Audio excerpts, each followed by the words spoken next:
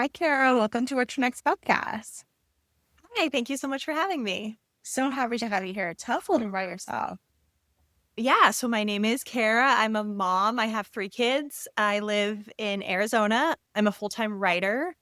I spend a lot of my time either writing, reading, or at my kids' baseball games. Basically, half of my books, I swear, are written from the sidelines. So it's what I spend most of my time doing.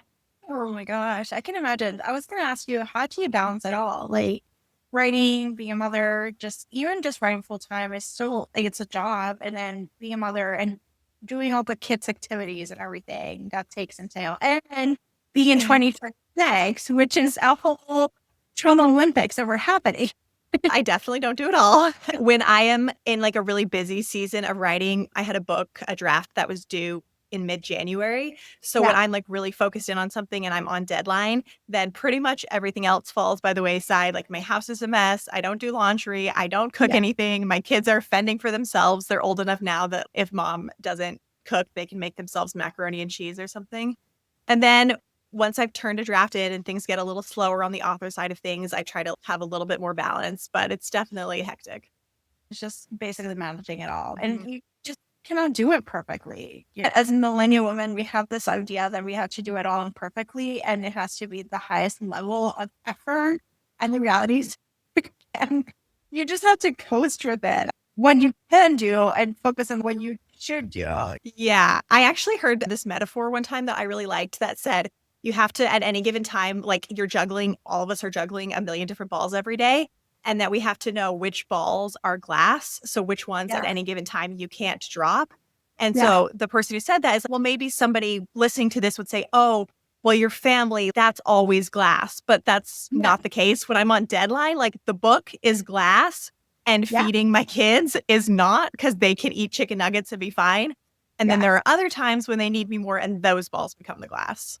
Yes, I would like this metaphor because it's like you're trying to figure out which one is important at this moment.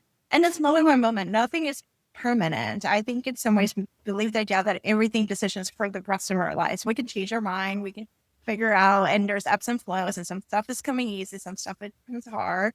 And you just have to just go with it. It's like riding the wave as opposed to pushing the wave. We're going again. Exactly. Yep. We're just along for the ride.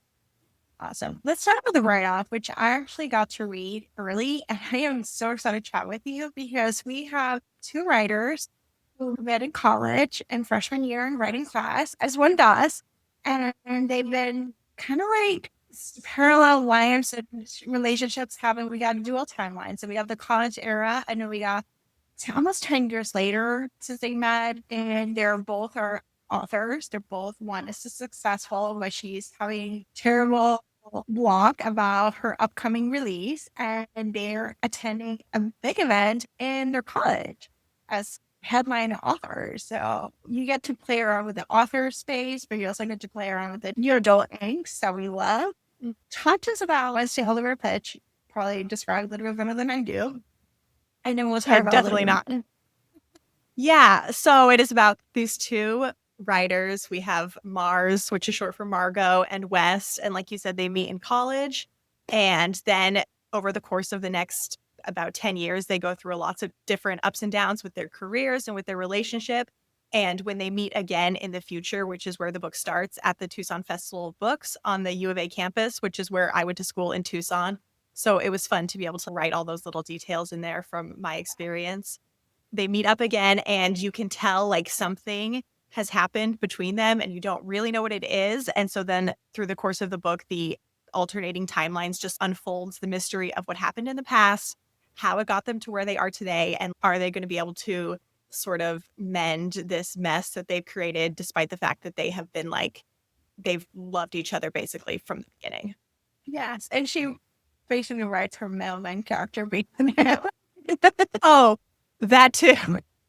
Yes, when she writes her book, her best-selling fantasy series, she writes it in college, and before she realizes that she's in love with West, she accidentally like completely bases the book character off of him, and it's so similar, and she doesn't see it, and then everybody's like, you know, this is him, right? And he reads it and he's like, this is me, right? And then the book explodes. It gets very popular. He becomes like everybody's favorite book boyfriend. But by this point, they are not speaking to each other anymore. So she basically has to spend the rest of her career like making all of her fans fall in love with this guy that has hurt her really badly. And it doesn't always end well for her. No, it she's plays. I love the what you consider the meat hero in the future, which is she's trying to get it. Like she's been called by her publicist. It's like, hey, we have a headliner you're gonna chat about because you both went to the school and you're gonna have this. And then she goes try to go talk to the person in charge, but there's no person in charge. To be like, we gotta change that and not working out. And West shows up. Like her, she's being a Karen in this room. Yes. And I know you don't want me here, but basically I'm here anyway, and you're going to have to deal with it. And she is like just beside herself because she feels like he has done her so wrong. And it takes a while to figure out like exactly what has happened and how he has done her wrong. Yeah, it was a really fun dynamic to play with then, like seeing each other again for the first time. That's one of my favorite moments in any second chance romance I read. It's like when they finally come back and they see each other again, and there's so much history and so many feelings there, and it's just so angsty and delicious. Yeah, I love the dynamic of getting the first love and the second chance romance because you get both the coming of age happening in college, and then you get the second chance as adults, like in established. And you get the best of both worlds when you're reading it. Like, why? And like, I'm actually a new adult where they're in college, but you get the adult aspect that, like, when the full frontal lobe has been formed, and we have like adult issues to deal with. They're not related to parents. They're related to what's my career. They already have quote unquote established careers. This book actually brings you the best of both worlds. When you get to feel that you're in University of Arizona, you get the college experience. Yeah, thank you. And I think what becomes very clear and what I tried to make really obvious in the book is that if they had gotten together when they were in college, like it never would have worked because they both had to go off on their own and grow up and become their own like adults and go through a lot of things and learn lessons. So they like realized that as much as they loved each other when they were younger, they weren't ready to be together yet. Yes, which a lot of those college books is true that it's very hard to root for happily ever after when you're reading an angsty college romance. Like it's just hard because you're like, I don't know, maybe because I'm a cynic 44-year-old, maybe you need to have some more life experience. It's not life or death. No, I'm the same way. I'm like, oh, you still have so much growing up to do. You're going to hit so many obstacles. Yeah. And like, if you can't grow together, it's just going to be so much harder. Yes, you got to date around, go figure something out, make mistakes, be messy. That's what you're supposed to do in your 20s. Exactly. You're not supposed to figure out your whole world when you're 25. No, unfortunately, no, that's not how it works out, huh? No. So that's a write-off, which I'm so excited for the listeners to pick it up because I think you get the best of both worlds. You get the college experience, gangs that we love from new adult books, but we also get the second chance romance that's so tender and just so angsty too. So we get Thank you. It is high angst. Yes. Let's look at the books that you read. What kind of books do you actually read? Do you read contemporary romance or you read other genres to help you while you're writing something else? Yes, I read mostly contemporary romance, and it does hurt my feelings sometimes because they are so good that I'm reading something and I'm like, oh, I will never write anything as good as this, that feeling. But then it also becomes like extremely inspiring. And so I'm basically just like hoping that I can write something as good as this. So while I'm in the middle of drafting, I do tend to veer more towards maybe romance or fantasy or something. So it's not quite so similar. But when I have time and I can just binge a bunch, I will just read a bunch of contemporary romances and absolutely love my life. Yes. Let's talk about the reference recommendations because you have quite a few. And I was sharing, we were talking beforehand. I was like, oh, I love this book. I love this book. And this one, it's on my TV. So let's get the list. I can start saying the names. So first book, Is She Really Going Out With Him by Sophie Cosset? Yes, I read this one last year and it just blew me away with how much I loved it. And the main character, she is in her late 30s. She's divorced. She has kids. And I just find that to be like a really refreshing breath of fresh air in this genre where like a lot of times they're in maybe their late 20s. They haven't been through some of that stuff that we talked about earlier. So she is just like on a different side of her life and sort of navigating finding love a second time. And it's very funny. The setup is really cute. And I am obsessed with this book. Oh my gosh, I have to put this on my TBR. I love Sophie's other books. They're just delightful. I don't know, they just work really well for me. Yeah. So this one is, you have me in like late 30s. I'm like, yes, this is actually, I need to bump this one up. So Yeah, and it has like a perfect amount of kids in it. Because sometimes if there's kids in a book, it might be a little bit too much, but this is not at all. It's just like just right. just right. I read Mhm. this one, The Rom-Commers by Catherine Center. I think obviously if you like rom-coms, Catherine Center is the queen. I think some of her books, I think The Bodyguard's gonna be a holiday movie coming out with Dean from and Blair from Gossip Girl Gossip and Girl. Yeah. Girl. The Rom-Commers is I think it's like the perfect rom-com. Yeah, that was my feeling coming away from it. I was just like, this is a pitch perfect rom-com. Like every beat was so incredible. It's funny, it's tender, it makes you like really fall in love with the characters and really believe them a lot. Most of the books that I read have a little bit of a higher spice level, but this one is closed door and I feel like you don't miss the spice at all. It's just like perfectly done that I wouldn't want it to be anything different than what it is. Yes, I think that's like a good introduction for new contemporary romance readers. This is a good introduction to romance. So you're not feeling too shocked by the white choose romance or alien romance that you're like getting it on. Exactly. It's like a rom-com movie and a book. Mhm. It does. It feels like those perfect rom-com movies from like the late 90s, early 2000s that they don't make Yeah. as much anymore, which is why I'm so glad that they're turning her books into movies because Yeah. she just does it so well. Yes, I think you're doing something that helps us, which is writing the books that eventually can become movies, film shows, and other things. Hollywood has moved away from original screenwriting into X's IP. So we love to see more rom-coms being, Always. I miss that. I miss the 1999 and 2000 rom-com era so much. So the next one I actually loved, which is Problematic Summer Romance by Ali Hazelwood. It's just so good. It's so good.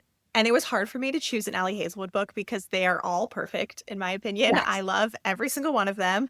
Problematic Summer Romance, I just love that. I know like age gap romance is such a taboo in the normal, like in today's world with the younger generations. I saw a TikTok video the other day where somebody was talking about a couple and they were 17 and 18, and someone was talking about how that was an age gap. And I was just, I don't always understand. But this, I really love that going into it. It's just like titled Problematic Summer Romance. You know exactly what you're going to get into, but then you get into it and it is so, so well done. You like, oh, this one also, this is why I put this here because it has the dual timeline romance because you meet the characters in the present day and you can tell that there's a lot of emotions and a lot of history going on there underneath the surface. And then as you read the book, it goes throughout their past and tells you exactly how they met and what has happened between them and how they've gotten to the place they are now. And I thought that was really well done. And then, as always, in any Ali Hazelwood book, the spice it's great. Yeah, I love the hero in this book because he's so tight and he's like just ready to explode. And the heroine's like just this right of spirit of this, let's live life, there's more at stake. And I think the mismatch of opposite attract feels so well, works so well. Because the hero's like, I don't want to have a problematic side of that. Like you, but I can't act on this. And she's like, yes, join. And yeah, it's his like best friend and coworker's little sister. And he's just trying so hard to be a good guy to the point where he's like making his life worse. He's making her life worse. As the readers, we can see how perfect they are for each other, but he's just attached to this idea he has in his head of doing the right thing. That it's really wonderful to see him like break that down over time and break down his walls and realize that, he is allowed to have the things that he wants. Yes. All right. We got to talk about fall back, but you can read it anytime, which is if it makes you happy, Regula Olivia. This is the perfect fall book. It's in the 1990s, which we love. Vermont. It just has all the vibes. Yeah, it really is such a vibes book. I was actually talking to somebody yesterday who just read it, and she was like, I don't even know if I can put my finger on exactly what made it so spectacular. It just felt like so much greater than the sum of its parts. Like everything about it just feels so cozy. The characters are so well done. This is a single dad romance. I have older characters. I have single parents. I've just been really into that lately. As I've gotten to my late 30s, I just feel like I want to read characters who are closer to my own age and have more life experiences. So he is a fantastic single dad. It's a Gilmore Girls-esque small town where everybody knows each other and they're involved in each other's businesses. And she is there for the fall running her parents' bed and breakfast, right? Yes. Yeah. And yes, I listened to this one on audio and I really enjoyed it. And like you said, it is a perfect fall read, but I assume would be perfect anytime because it's just really well done. Yes. And there's a new follow-up. We saw the cover reel. Looks good. And there's like a plushie. There's like a whole thing around it. I know. It is so gorgeous. This author, she read an early copy of the write-off and she gave me a blurb for it. And I was just like squealing when that came in because I was like, oh my gosh, you have no idea. I love you so much. I love your book so much. So that made me extremely happy. Did you read her theme park books? She has like a couple theme park. I haven't, but I have like her whole backlist on my TBR. I'm like, I just need it all. And I know once I start, I'm going to just want to keep going through them and binge the whole series. Their theme park is basically, it's about a roller coaster and someone who's very excited about a theme park and the guy who makes roller coasters and he has to go fix the roller coaster because of an issue and she got injured. But she loves the theme park so much. And he's like trying to fix the roller coaster. You wouldn't think about that's so charming. It's a theme park, kind of like Dollywood, but you're so good. There's $3 in the series. You're just delightful. That sounds so cute. I need to bump that up higher on Yeah, that's like a perfect summer book. Okay, perfect. Do the summer books, and then you have this one for the fall. So, or something for every season. Your final recommendation is the book that I have on my TBR, which is Birding with Benefits by Sarah T. Dove. This was actually just adapted into a Hallmark movie, which is, yes, it's really exciting. And I listened to the audio. This is another one. It's a dual POV. So it has two narrators and they do a really good job with it. It takes place in Tucson like the write-off does. And it's about a divorced single mom and this guy that she meets. And they are in this birding competition, which is where they have 45 days or something to spot the most amount of wild birds around Tucson. And it's a very prestigious competition. And he is an expert birder. And she knows absolutely nothing about birding, but they do it because his ex-girlfriend is there. So they're doing like a little fake dating situation where she's helping him out. So his ex-girlfriend gets jealous and then he's helping her out at work events, like work parties and stuff. So that way they'll stop trying to set her up. And so then there's a little bit, oh, we have to kiss right now because our coworkers are looking at us. And so, oh darn, we have to. But it's really cute and really well done. I love it. I love that you're sharing. I know there is a representation. I know readers actually read books from different states or where it is. Arizona. It's clearly Arizona. If you're reading across the states, that's a book that you got to add on and maybe then go follow Birding with Benefits. So definitely, yeah. Kara, tell us where you can find you online. My website is Kara J. McDowell, which will have links to everything. And then on Instagram, I'm Kara J. McDowell Books. And I'm the same on TikTok. And those are really the only two places that I am. I'm not on Twitter anymore or Facebook or anything. So Instagram and TikTok. Awesome. Thank you, Kara, for being the show. Thanks for listening to The What to Read Next. For more book lists, cozy reads, and library tips, visit thewhattoreadnextblog.com. Your next great read might be waiting there.